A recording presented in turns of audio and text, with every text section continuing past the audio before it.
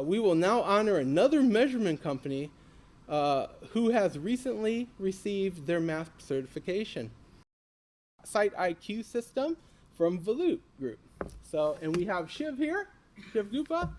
So about 2 years ago, I had an organization. We joined MASB, and the one thing I said is, I think I found my people. It was almost surprising the way that MASB approached certification and actually the reliability of metrics towards determining ROI was the approach we'd already been practicing, but we hadn't put those same words in.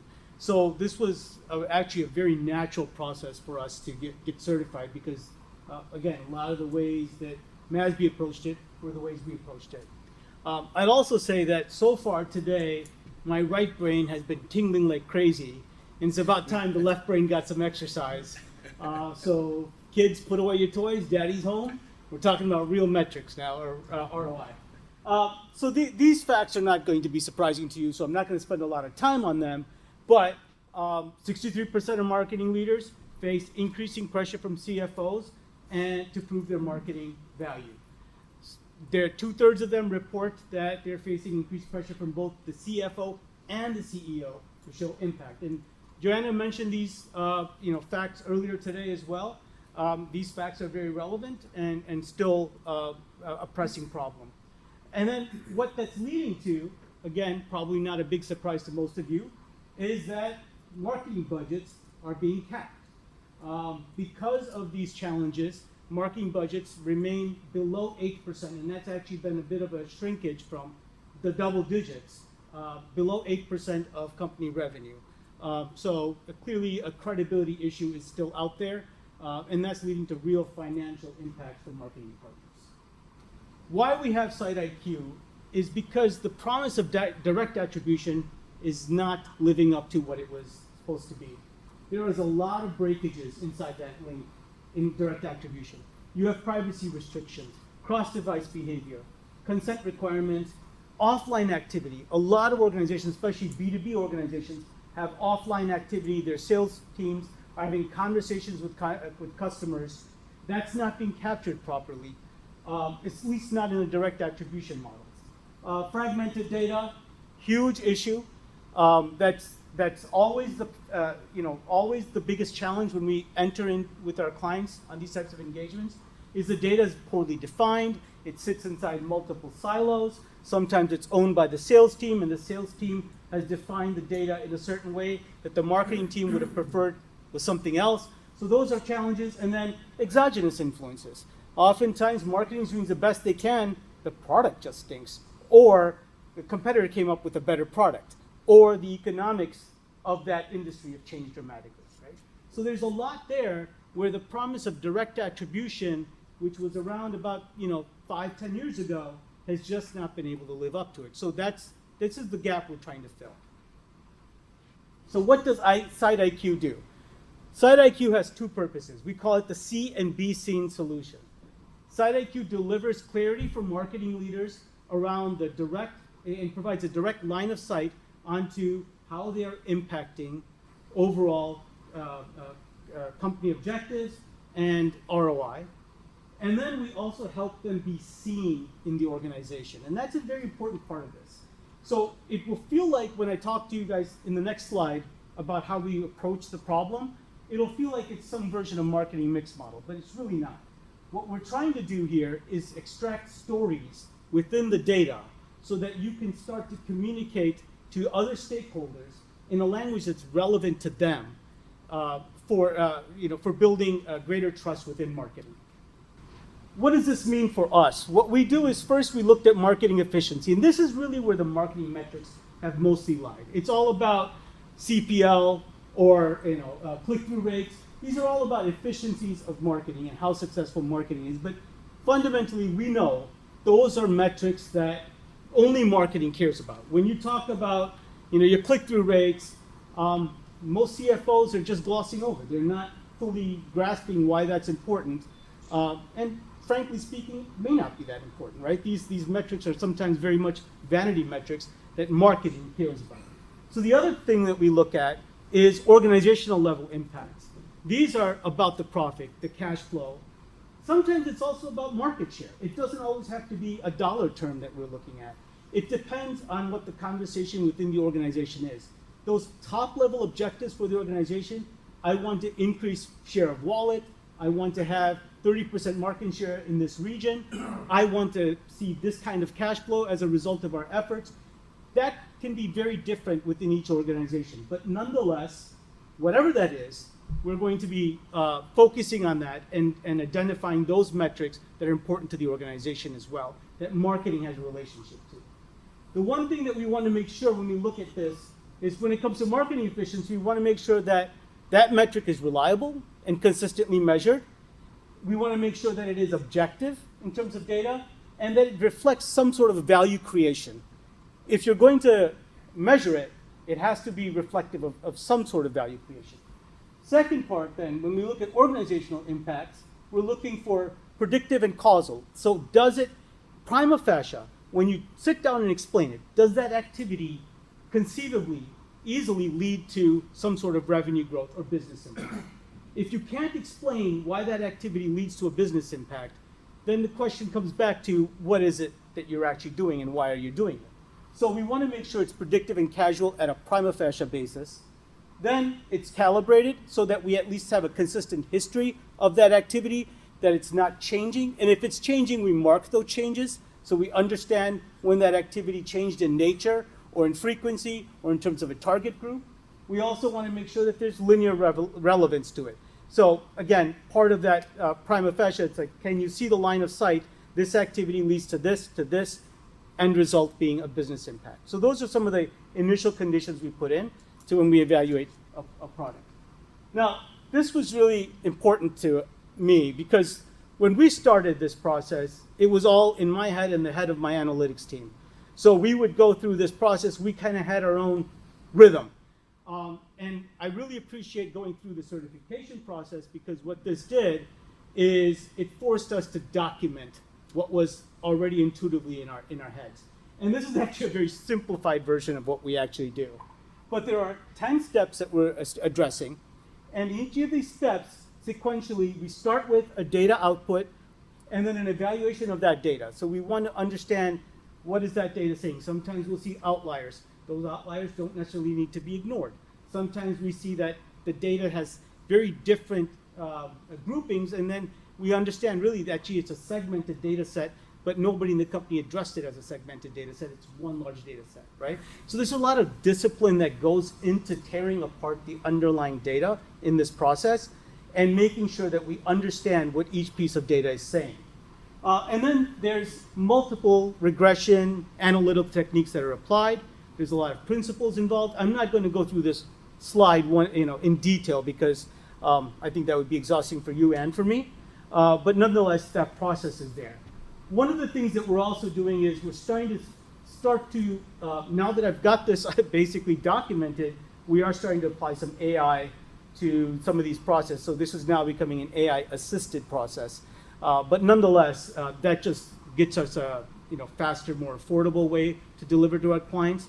But the discipline still has to be there. Any questions so far? I've got a question. Yeah. You said you look at revenue and you're proving revenue to the organization. But then you also said that sometimes we look at market share.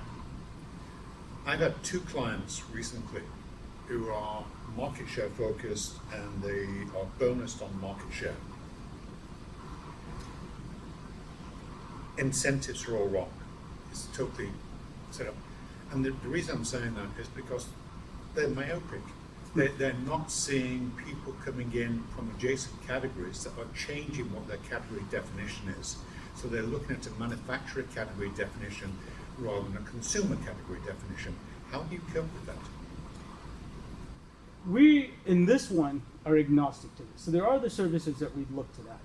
What we've basically said is, for the marketing organization, as the CMO, if the CFO and the CEO have said, I want market share and I'm willing to sacrifice ROI for it, and if that's the decision they've made, then they're going to go ahead and we're going to help them prove out that that's worth right? Now, if the conversation shifts to, well, is that the right metric to begin with?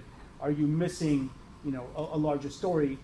That can be added as part of this, but our core deliverable is to make sure that marketing shows up as a reliable delivery tool Right. for the company's objectives. And those objectives are sometimes set outside of the marketing department. I have a question to you. Is you said that this isn't market mix modeling, which is great, and it's linked to financial outcomes. To what extent is it just the immediate financial outcomes of an investment, and to what extent does it look at building lasting financial value? Yeah. So we do evaluate lasting financial value in that there are other metrics as part of this that says what is the lifetime value. So there's a lifetime value estimation that's done. What is the quality of business coming in the door? That would speak to that as well. Now, the other question would be the brand, right? Are we building up the brand, and is the brand really, is there generally higher brand equity as a result of this? To that end, we don't address the overall brand value increase. We are more focused on this tool to say, aside from the long-term equity that shows up in LTV, we want to prove that the tactics that were in place have worked effectively. Part of this is also, oftentimes our clients are faced with the challenge of showing that what they're doing actually matters in retrospect. They need to be able to take credit for a lot of the growth that occurred, and they're not able to. So this is more towards that side of it. When we start to talk about brand valuation, and we do have opportunity to do that in here, inside these metrics, that becomes a tougher credibility conversation because most CFOs and CEOs still see that as vaporware, as a lofty conversation, right? If we can divorce that conversation from the more hard outputs, it becomes easier. So at least we get them on board with the hard outputs. Okay, you had a 30% growth, marketing was responsible for 10% of that growth. This is the numbers that we can show. We can show through individual correlations and through a model that it's working. Then we can talk about the more brand value conversation separately, and at least you've built the foundation for a conversation they understand versus one you're going to have to sell to them on. Yeah, I'm assuming those techniques, it's your toolkit, right? So you use some or more of them depending on. Yeah, so the full guide actually has rules. If this, then this. So we do have a if-then process flow that's not reflected here, but that's generally the set of toolkits that we have. Absolutely. Yeah, and if I could make a statement on it, one of the things about the certification, which was changed 6 years ago, I believe it was that we now, when we talk about the financial outcomes portion, we actually have them state the time horizon. So the short and the long, and there's also a statement in there on how they address the time value of money. Was another one that came out when more and more around the discussion of MASB's work on the financial value of brands. So in fact, he had to actually have documented that as part of the assessment process. So kudos to you. Yeah, but kudos to you guys because you forced us to document things that were just roaming around in our head that we would use on a regular basis. So that was a very helpful process. I think we came up with like a 15-page document or 20-page document at the end of the day. It's pretty robust. Yeah, it was. Yeah, It's good. So the other part I want to talk about here, because remember we have two pieces of delivery for our clients. One is, yes, of course, you want the hard metric, the ROI or the impact that marketing is having. But the second part is selling marketing to the rest of the organization. And what this step really gives us are multiple little stories. They are part of the larger story arc that we're able to develop.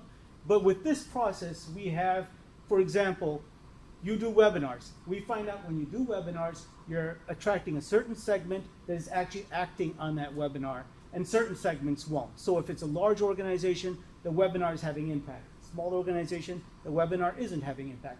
That's a mini story inside the larger story. Now you have marketing or sort of a paid media campaign. Paid media is affecting this segment, but is it effective for this segment?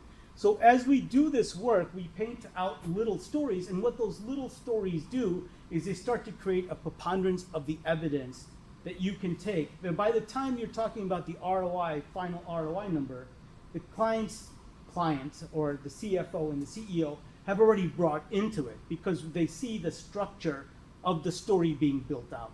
So this is why it's fundamentally different than a marketing mix model, which relies sometimes on decay curves and industry standard curves. Here we really do break down the stories. And as we build the story back up into a larger story, that's where we find our credibility actually comes in. So what are the usual recommendations that come out of this? When we identify the current state metrics and the capabilities and identify any metrics that might be missing. So there's a metrics map that we generate, the gap analysis that comes out of that, best practices and recommendations. So even though we're doing our best to get to an ROI number, we know that certain metrics were missing or certain measurement wasn't done correctly. So this gives us an opportunity now when we do the full inventory to identify those missing metrics, make those recommendations to our clients so that it's an iterative process and we continue to have better and better results that come out of it. ROI, financial impact, economic value, it could also be market share if that's the game that they're aiming for. So whatever that metric is. But again, at this point, we start to talk about it in a story format. So it's not a 10% return rate or 20% return rate. That's part of the story, but how did you get there? And that's what we do with that high-level metric is explain in chunks how it actually came about and what the activities were. And then recommendations for continuous improvement and prioritization. So that's the C part of it. But then the B scene part is also something that we think is very important as part of this process. And that's where I'd say marketers are terrible at marketing themselves within an organization. So our approach here is to actually start with a socialization program once we've done these metrics and evaluations. And what we do is craft simple, repeatable, financially rigorous stories that can be shared with different audiences. So now we work with our clients to segment the audience internally. Either it's a CFO, it's the head of sales, it might be somebody who's in IT who needs to agree to a budget for some sort of marketing system, right? So you have lots of different stakeholders. Each of them have a metric that matters to them. So we start to then break this out. Now that we have a metrics map, now that we have a lot of different metric stories, what of these stories are going to be most relevant to your various segments within the organization? And that's what we do here is we identify the segments that matter or the stakeholders that matter, identify 2 to 4 important metrics that they really care about, and start to speak and craft a story in their language. And then from that, you have a greater understanding of the value that marketing is delivering to the organization from multiple stakeholders' points of view. And so this is something we've already done. Like I said, by the time I met MASB, these things were already being done in multiple organizations, and we just formalized the approach we took. So we've done it for a large Fortune 100 workplace provider. The big challenge here was that the sales team said, we do everything, marketing does nothing. I'm sure you've all encountered that at some point or the other. We've got the relationships, we're making the sale, and we were able to prove that marketing actually did warm up a lot of the segments for them and generated a lot of momentum within specific segments, and we were able to backtrack to the actual activities that warmed up those segments so that sales was able to have greater conversion rates. We've done this with the $1 billion healthcare system, where we identified all the metrics that were relevant to selling that health system to patients and making them a provider of choice. And then we also did it for a payer as well to help them identify those customers and those metrics that drive better conversion from their commercial healthcare product to their Medicare healthcare products. So, able to identify that. So this process has worked. and we've done it in multiple organizations, so there's a little bit of proof there as well. And that's the end of it. Okay, so I will hand this to you, Okay. and then you can jointly hand it to. Okay. Well, what I Oh, it will is. say is that it is an absolute pleasure to give this to you. It is one of the most sought after things that MASB offers, and it's a delight because, as you said, there is a real meeting of the minds between Shiv's company and MASB, and we need more Shivs in MASB. That's all I can say. Also, hopefully, the certification will be useful to you. One of the things I love about this certification is even people who have really good metrics, and even some, I'm not talking about you, who are really proud of their metrics and don't like comment, having been through the process, say, it did add value. And brand finance, for example, sticks the MASB certification on every single proposal it does, and prominently on its website, because it helps in their marketing. So I hope it does the same for you. I'm sure it will. Thank you very much. Oh, shake your hand too. Yes. There you go.